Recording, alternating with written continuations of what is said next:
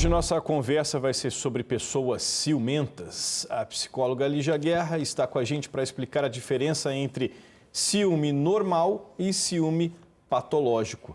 Tudo bom, Lígia? Bom dia, Soler. Bom dia para quem está em casa. Bom, Tudo bem? Tudo bem. A gente separou, fez aqui uma arte para destacar, eu já vou pedir para a gente mostrar lá logo no início, ciúme normal e ciúme patológico, como identificar e o que fazer, porque, na verdade, isso vai basear a nossa conversa aqui de hoje, né? Então, vamos começar pela primeira questão ali, como identificar a diferença entre os dois?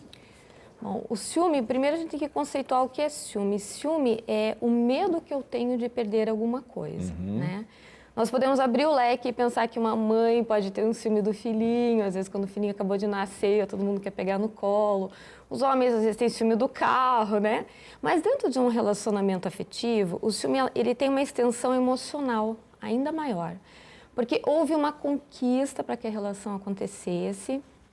Então, quando você sente ciúme porque ou aconteceu uma mentira, ou um olharzinho esticou a mais do que deveria, ou o celular que sempre estava em cima da mesa, de repente começou a ficar escondido por uma das partes, a pessoa vai ter um ciúme porque tem um sintoma na relação de algo que não vai bem. O patológico, não. O patológico, a pessoa começa a trazer a realidade que não tem nada a ver e começa a querer adaptar essa realidade para o ciúme dela, quer dizer, ela começa a ver coisas que não existem. Então, a patologia, o difícil dela é que ela começa a ter uma extensão que você, às vezes, não sabe aonde que ela vai culminar. Antes de você responder o que fazer, que a gente mostrou ali no início, eu vou pedir a você para que nos conte, né, um exemplo que você tem aí de um e-mail, enfim, uma mensagem que nos chegou, né, de um rapaz. Foi bem interessante porque eu tenho recebido esse pedido por várias pessoas, mas esse ficou bem claro que é um ciúme patológico, porque ele estava no restaurante com a noiva, ou seja, né, já não é uma relação curta, uma relação de longa data. E a noiva estava olhando para a mesa de trás deles, ele estava assim, como se fosse eu, e ela estava olhando para cá, clássica. E de repente ele tem um ataque e diz, o que você está olhando na mesa, para trás? E daí ele olha, tem um casal de idosos, e ela responde a ele, puxa, eu estava imaginando se nós dois um dia, né, nós vamos conseguir chegar nessa fase do amor com tanto carinho como o casal que está ali. Como se diz, quebrou as duas pernas. Quebrou, mas pelo jeito não, ela levantou, foi embora E foi embora. E foi embora, ficou super ofendida, ou seja, não deve ser a primeira vez que ela se viu nessa situação de estar sendo cerceada, tolhida, cobrada por coisas que não existem, né? Quer dizer, essa é uma situação que fica claro que ele está sendo exagerado, né? Muito. Mas não seria digamos que tenha sido uma única situação. Vamos pegar esse exemplo aí. Uma pessoa que está nos assistindo fala, bom, mas eu já fiz isso, já fiquei bravo com o meu parceiro, minha parceira, que estava olhando para o lado numa mesa, enfim. Só por esse motivo ele pode dizer que o ciúme dele é doentio ou não? Não, super bacana isso que você colocou, porque nós temos etapas, né? Vamos imaginar o início de uma relação. O início de uma relação que você ainda está naquele processo de construção de segurança, óbvio que por vezes você se vulnerabiliza mais que uma relação de longa data. A dele chama atenção porque eles já são noivos, já deveria ter uma relação de maior confiança. Mas só uma vez não, Soler. Por quê? Porque às vezes existem aquelas questões pontuais da nossa vida. Vamos imaginar que um dos dois perdeu o emprego, já está se sentindo vulnerabilizado, então ele está inseguro e isso às vezes reflete na relação. Uma mulher que acabou de ter um filho, não conseguiu ainda voltar ao peso normal dela, essa cobrança em cima das mulheres em relação ao corpo. Passa uma mulher, de repente, bonita, ela está num momento de insegurança. Por isso que nesse ponto, essa tua pergunta foi excepcional, porque entra o outro. Entra a gentileza, a nobreza do sentimento do outro de perceber que é pontual, é o momento que a pessoa está passando na vida dela e que por amor você vai colocar amor.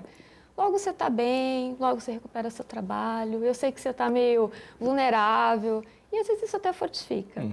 Bom, e se a pessoa identifica que isso tem sido recorrente, né, que além de ficar olhando bravo com quem está sentado do lado na mesa, também ficar olhando o celular ou lendo e-mails, enfim, tomando atitudes, como você falou, cavando situações ou inventando monstros na cabeça. O que se deve fazer para se livrar desse tipo de situação? Olha, em primeiro lugar, quem é vítima do ciúme nunca deve ser conivente. tem que colocar, tem que pontuar, tem que dizer ao parceiro, olha, será que você está se sentindo assim só comigo? Será que você também não está com esse problema em outras áreas da sua vida?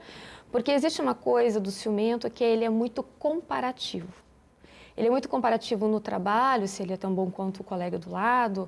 Ele é comparativo em relação aos bens, muitas vezes, que ele possui, as qualidades cognitivas, físicas. E ele só externaliza isso no relacionamento de uma forma mais profunda. Então, tem que procurar realmente pontuar e dizer claramente, olha, estou aqui do seu lado porque eu quero. Se a pessoa, de repente, teve um trauma de uma relação anterior, vamos imaginar, ou teve um pai ou uma mãe que tinham esse comportamento de traição dentro de casa, a pessoa tem que procurar ainda mais ajuda para tratar isso, porque senão quem está do lado começa a se ressentir por uma história que não é dela e levar culpas que realmente não são a dela, e isso não deve ser retroalimentado entre os dois. Até porque muitos crimes passionais, nós não podemos esquecer isso, são decorrentes de um ciúme patológico. Então, quem mata, não mata por amor. Quem mata, mata por desequilíbrio, mata por egoísmo, mata por uma série de coisas. Então, a gente não pode dar asas aí a esse tipo de sentimento. Nós temos até a célebre história, né, do Otelo, né, de Shakespeare, exato, que mata a esposa Desdémona. E depois descobre que ela não tinha feito nada. Mata por ciúme, né? Mata por ciúme e depois ele se vê nessa situação, né? Por isso que nós, às vezes, chamamos, assim, realmente nessa questão do ciúme patológico, né? Essa síndrome do Otelo, né? Porque enxergam coisas realmente que não existem. Né?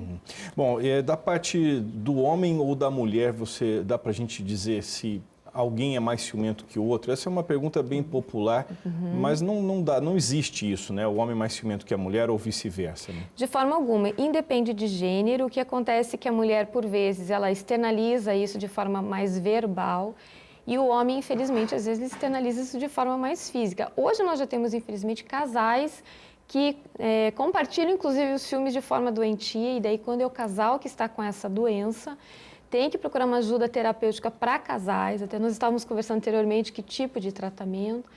E eu diria que uma terapia para casal nesse momento pode ser muito oportuna, muito enriquecedora para ambos, para ver o que não vai bem na relação e de que forma que cada um dos dois contribua para que essa doença sentimental esteja entre eles, né? Tá certo. Lígia, mais uma vez agradeço sua presença. Até a próxima. Eu que agradeço, espero que ajude quem está em casa e que ele recupere a noiva. Né? Esperamos. Bom dia. Bom dia.